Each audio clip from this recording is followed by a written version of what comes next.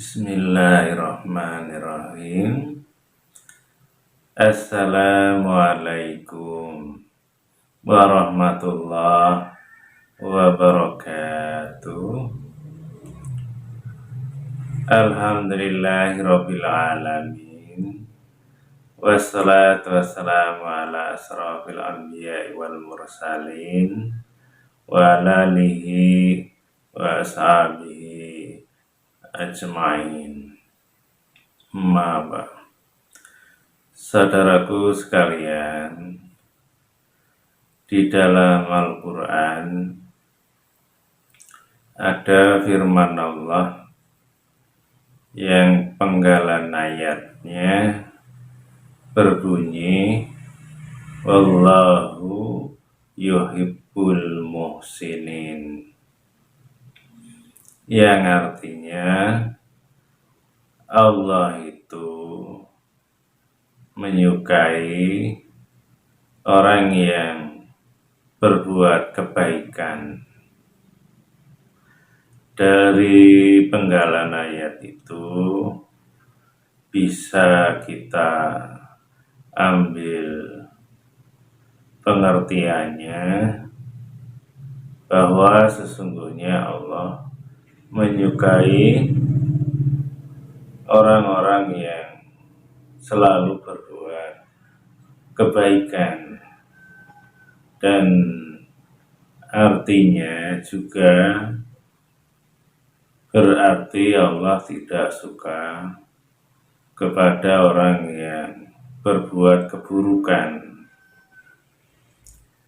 Berbuat kebaikan ataupun keburukan itu ya apa saja yang sebenarnya juga sudah ada di dalam Al-Quran ataupun hadis, perbuatan-perbuatan yang mengarah atau termasuk perbuatan yang baik dan perbuatan-perbuatan yang mengarah itu perbuatan yang buruk atau yang tidak baik. Kalau kita mengaji Al-Quran dan kita coba pahami maknanya, kalau kita sebagai orang Indonesia yang tidak begitu paham tentang bahasa Arab umpamanya, kita sudah disediakan Quran yang ada terjemahannya. Kalau terjemahannya juga masih belum bisa kita pahami, ada tafsirnya, dan itu juga banyak tafsir-tafsir yang sudah diterjemahkan di dalam bahasa kita, bahasa Indonesia. Kemudian juga kalau itu masih merasa kurang, kita bisa melihat lewat ustadz-ustadz yang mengerti, yang pandai di YouTube umpamanya, agar kita bisa mengaji dan juga akhirnya kita bisa tahu, paling tidak kita bisa memahaminya, mendekati kebenaran, dan kalau bisa ya sesuai dengan apa yang diinginkan oleh Allah dan Rasul-Nya, tentunya seperti itu. Sehingga jangan sampai kita itu tidak tahu atau keliru dalam memahami ya tentang kebaikan tadi, khususnya yang akan kita coba bahas pada kesempatan kali ini. Jadi ayat yang saya baca tadi, insya Allah kita bisa paham, bisa mengerti bahwa Allah itu menyukai orang yang berbuat kebaikan, dan berbuat kebaikan apa saja. Di antara kebaikan itu adalah kalau kita itu menginginkan orang lain juga menjadi baik, baik dalam beragama, baik dalam berkehidupan, bermasyarakat, dan lain-lain sebagainya.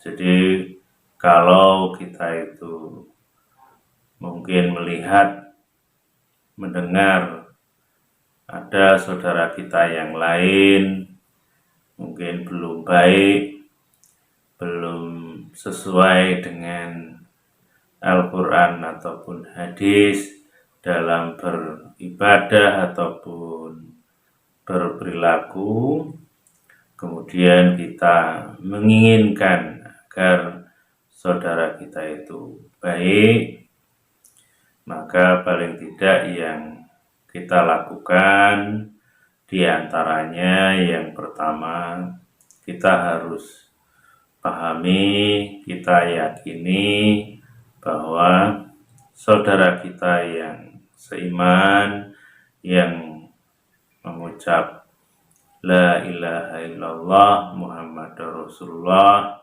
yang bersahadat mengakui bahwa tidak ada Tuhan selain Allah, dan mengakui bahwa Nabi Muhammad itu utusan Allah. Itu saudara kita kalau dia meyakini, mengimani, dan bersahadat seperti itu. Jadi kalau kemudian saudara kita itu melakukan sebuah kesalahan, kekeliruan, itu masih manusiawi, hal yang lumrah, ya biasa, namanya manusia, tidak luput dari salah dan lupa. Jadi kita sebagai saudaranya tentunya juga memang punya kewajiban untuk mengingatkan ataupun meluruskan kalau kita punya kemampuan untuk melakukannya. Kalau umpamanya tidak, ya paling tidak kita itu mendoakannya agar saudara kita yang mungkin masih keliru tadi agar mendapat hidayah, mendapat petunjuk dari Allah Subhanahu wa Ta'ala, dan agar dibimbing ke jalan yang lurus atas izin Allah. Kalau kita ya berdoa saja juga mungkin kurang pandai, ya sebisanya. Yang penting doanya yang baik maksud dan tujuannya, dan atau dengan cara kita diam, tidak berkomentar atau tidak berkata-kata yang mengarah, mencela, menghina, merendahkan, dan mempermalukan saudara kita itu di depan saudaranya yang lain. Bisa lewat ceramah, bisa lewat YouTube, HP umpamanya, itu bisa kita lakukan untuk tidak merendahkan atau mempermalukan tadi, sehingga kita itu ya disukai oleh Allah dengan sendirinya, karena Allah itu suka kepada orang yang berbuat baik seperti yang kita baca ayat tadi. Sehingga itu harus kita amalkan di dalam kehidupan kita sehari-hari, di mana saja. Istilahnya di dalam sebuah hadis itu ada kalimat ittaqillaha haitsuma kunta, yang artinya bertakwalah kepada Allah di mana saja kamu berada. Jadi kita taat kepada Allah, takwa kepada Allah. Salah satunya berbuat baik tadi, ya di mana saja, di rumah dengan keluarga, dengan suami atau istri, dengan anak atau orang tua, kita harus berusaha berbuat baik, baik dalam bersikap, bertutur kata, dan yang lainnya juga. Insya Allah seperti itu.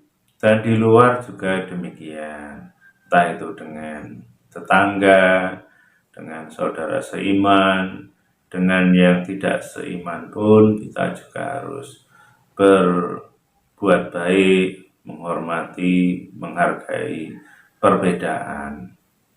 Bahkan di dalam Al-Quran juga sudah disampaikan oleh Allah bahwa kita juga harus baik dengan saudara sebangsa atau sesama manusia, walaupun dia beda keyakinan.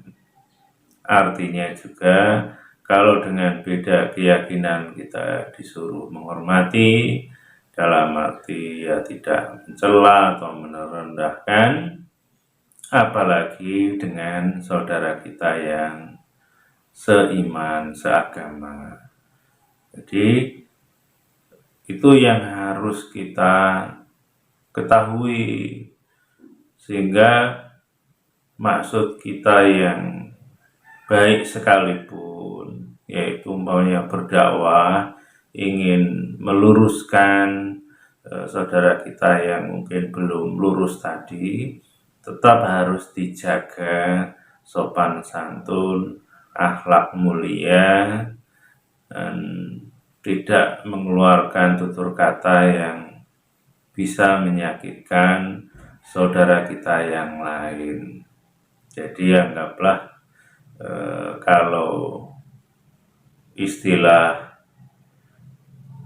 mengambil ikan di kolam umpamanya, bagaimana caranya ikan itu bisa kita dapatkan tapi tidak sampai membuat airnya keruh, tapi tetap jernih. Dan kita juga demikian, dalam menyampaikan kebaikan ataupun unek-unek atau yang lainnya kepada orang lain, bagaimana kebaikan itu bisa sampai dan bisa menjadikan saudara kita yang lain itu berubah menjadi baik, tapi tidak harus dengan menyinggung, menyakiti perasaannya, sehingga yang didapatkan bukan kebaikan bisa jadi, tapi malah permusuhan, kebencian, dan akhirnya mungkin saling merendahkan karena tidak terima. Bisa jadi seperti itu. Jadi kalau kita ingin jadi orang yang Islam yang kafah, yang sempurna, ya salah satunya itu, yaitu dalam melakukan sesuatu ya harus yang baik, niat yang baik, caranya juga yang baik. Karena niat baik kalau caranya tidak baik, yaitu bisa menjadi sia-sia, bisa tidak menjadi pahala atau amal soleh, bahkan bisa menjadi dosa. Itu yang harus kita ketahui. Ya umpamanya ada saudara kita yang keliru tadi, kan tidak harus kita mengatakan di depan umum lewat YouTube umpamanya, ya dia itu pembohong, dia itu ngawur, dia itu menipu atau apa umpamanya. Ya enggak usah seperti itu. Cukup sebagai orang yang beragama Islam kan diajarkan istilah tabayun. Ya klarifikasi, datang dengan baik, terus sampaikan kalau memang ada hal-hal yang perlu disampaikan, dan kalau ada yang perlu diluruskan ya juga disampaikan, agar jangan sampai kita salah menuduh, salah mengira, juga jangan sampai mempermalukan saudara kita sendiri, saudara seiman, seagama. Harusnya seperti itu. Dan ini juga bisa menjadi pelajaran bagi kita untuk mendeteksi diri kita atau saudara kita yang lain, sebenarnya apa yang kita lakukan itu sudah benar, sudah lurus atau belum, atau paling tidak terkait dengan ayat tadi, apa yang kita lakukan ini sebenarnya Allah senang atau tidak, apakah ini sudah perbuatan baik atau tidak. Kan seperti itu, karena perintah Allah itu kan ada tahapan-tahapannya, tidak hanya karena satu hal terus kita menganggap ini A, ini B, C tanpa melihat dari sisi yang lainnya. Anggaplah seperti persoalan yang gampang itu untuk contoh persoalan makan. Umpamanya ada ayat kulu wasrobu, makan dan minumlah. Nah itu kan ya memang kita butuh makan dan minum. Tapi ayat itu dilanjutkan wala tusrifu, yang artinya jangan berlebih-lebihan. Jadi ada tahapannya, ya boleh makan, boleh minum, jangan berlebihan. Berlebihan itu juga masih diurai. Berlebihan itu seperti apa? Bisa dari sisi porsinya. Manusia itu ya makan, ya cukup sepiring umpamanya sekali makan. Jangan satu baskom, satu ember, itu berlebihan. Dari sisi porsi, dari sisi kehalalannya juga harus diteliti. Ini halal atau haram, dari zatnya umpamanya, apakah ini daging kambing atau daging babi umpamanya, kan mana yang halal, mana yang haram. Terus dari sisi mendapatkannya, apakah ini dari mencuri atau mengambil punya orang lain, umpama seperti itu. Jadi harus dilihat. Kemudian dari sisi toyibnya, baiknya, ya umpamanya makanan itu sudah basi umpamanya, walaupun itu halal, walaupun itu tidak haram, tapi kalau sudah basi mungkin tidak baik, maka sebaiknya ya tidak kita makan, umpama seperti itu. Jadi dalam berbuat baik, dalam kehidupan kita sehari-hari juga kalau bisa seperti itu, ingin meluruskan saudara kita yang keliru dalam beragama umpamanya. Ya bagaimana caranya saudara kita itu bisa kembali ke jalan yang lurus, jalan yang benar, tapi tidak harus menyakiti, tidak harus merendahkan, tidak harus mencela, atau yang lainnya yang menjadikan saudara kita itu malah sakit hati, benci, dan bisa menjadi perseteruan, permusuhan. Itu yang harus kita ketahui. Dan disinilah kadang ada mungkin di antara kita itu dalam melakukan sebuah kebaikan itu masih tercampur dengan nafsu, dengan ego, dengan kesombongan, dan yang lainnya yang akhirnya bukan kebaikan yang didapatkan, tapi malah keburukan. Apalagi kalau itu disampaikan di muka umum, baik di YouTube umpamanya, itu kan akhirnya ada orang-orang yang melihat atau mendengarnya, yang ilmunya mungkin ya agak kurang, bisa jadi ikut-ikutan, ikut menyerang sana, menyerang sini, ikut mengata-ngatai, ikut membenci, dan akhirnya keburukan itu bisa menyebar seperti virus tanpa disadari, sehingga itu bisa kemana-mana dan sulit untuk mengembalikannya. Dan apalagi manusia itu kalau sudah dikuasai egonya, walaupun salah, malu untuk minta maaf, malu untuk ya mengakui bahwa yang dilakukan itu salah. Maka untuk itu, ya mari kita hati-hati dalam bersikap, berbuat, bagaimana caranya jangan sampai kita melakukan kesalahan yang nantinya kita itu tambah kesulitan lagi kalau apa yang kita lakukan itu ternyata salah dan kita mengakui itu. Dan itu sudah dicontohkan seperti kisahnya iblis, itu ada di dalam Al-Quran. Iblis itu dengan kesombongannya, dia merasa lebih baik. Dan akhirnya Allah mengusirnya, mengutuknya. Dan iblis itu tahu dia itu salah. Tapi sampai akhir zaman nanti, dia tidak minta ampun kepada Allah atas kesalahannya itu. Karena apa?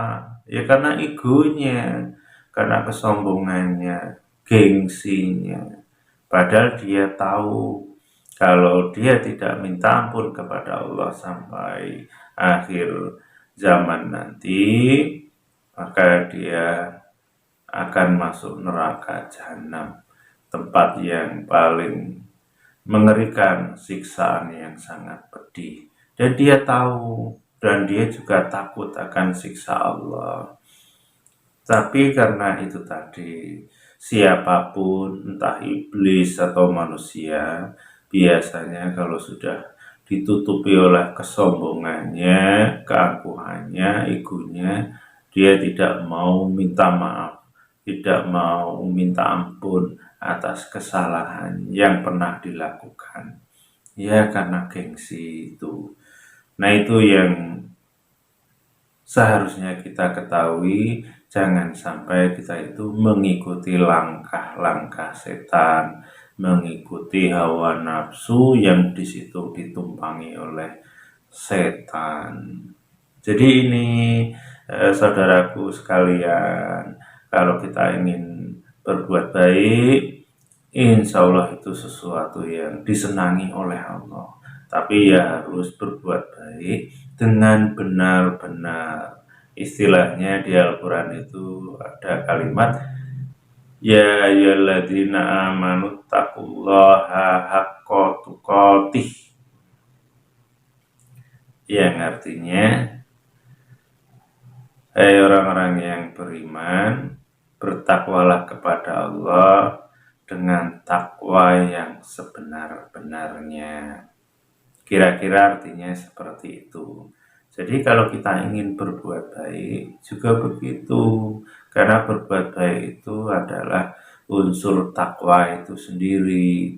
Jadi kalau berbuat baik ya yang sebenarnya, jangan dicampuri dengan kotoran, dengan kesombongan, merasa lebih benar, lebih lurus. Jangan. Bahkan kalau diteliti, perasaan kita yang merasa lebih benar, lebih lurus itu boleh jadi sebenarnya tidak jauh beda dengan orang yang kita anggap keliru. Kita menganggap orang itu begini, begitu. Padahal boleh jadi kita itu juga sama. Cuman tidak sadar atau tidak tahu ilmunya, seakan-akan yang kita lakukan itu sudah benar. Nah itu, naudzubillah min dzalik, jangan sampai kita seperti itu. Karena ya itulah, kebenaran itu kan milik Allah yang paling tahu. Kalau kita itu ya berusaha ingin jadi orang yang baik, mengarah mencari ridho Allah, itu yang harus kita pahami. Dan apa yang saya sampaikan ini harapannya agar kita itu kalau umpama sesama orang yang beriman, sesama menyembah Allah dan Rasulnya juga Nabi Muhammad, ya mari kita itu berbuat kebaikan, saling menghargai, saling menghormati, saling menyayangi, dan saling menutupi aib saudara kita. Karena kita juga sebenarnya ya punya aib. Kalau Allah itu sudah mengajarkan seperti itu, kita sebagai orang Islam yang ingin disukai oleh Allah, ya kita lakukan kebaikan-kebaikan itu. Insya Allah seperti itu. Dan hanya ini saja dulu yang bisa saya sampaikan. Mudah-mudahan ini bermanfaat bagi kita semuanya. Kurang lebihnya saya mohon maaf, kepada Allah mohon ampun. Akhirul kalam. Assalamualaikum warahmatullahi wabarakatuh.